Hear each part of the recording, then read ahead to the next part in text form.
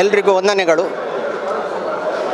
ಸಮಾಜದ ಯಾವುದೇ ಪ್ರಕಾರದ ಪ್ರದರ್ಶನಗಳಿರಲಿ, ಅದು ಸಮಾಜದ ಕನ್ನಡಿ.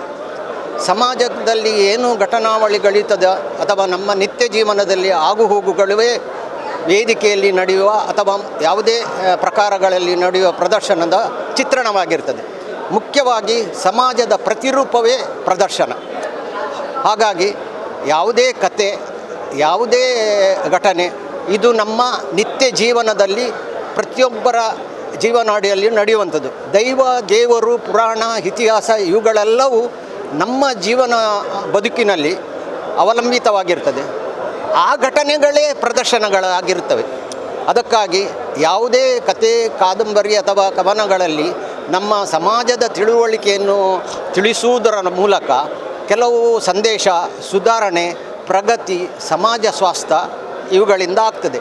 ಆದುದರಿಂದ ತುಳುನಾಡಲ್ಲಿ ಪ್ರಚಲಿತವಾಗಿ ಎಲ್ಲ ಕಡೆಯೂ ದೈವ, ದೇವರು, ಭಕ್ತರು, ಭಯ, ಭಕ್ತಿ ಇವುಗಳೆಲ್ಲ ಬಹಳ ಹೆಚ್ಚೆಚ್ಚಾಗಿ ಜನಗಳಿಗೆ ಇವೆ.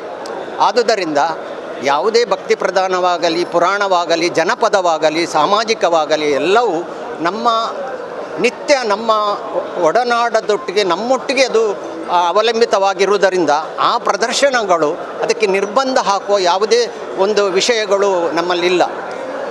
ಇದಕ್ಕೆ ಸರಿಯಾದ ಸೂಕ್ಷ್ಮ ವಿಷಯದಲ್ಲಿ ಹೇಳುವುದಾದರೆ ಸರಕಾರ, ಕಾನೂನು ಇದೆ. ಎಲ್ಲ ವಿಷಯಗಳನ್ನು ವೇದಿಕೆಯಲ್ಲಿ ಅಭಿವ್ಯಕ್ತಪಡಿಸುವ ಕಲಾವಿದನ ಧರ್ಮ.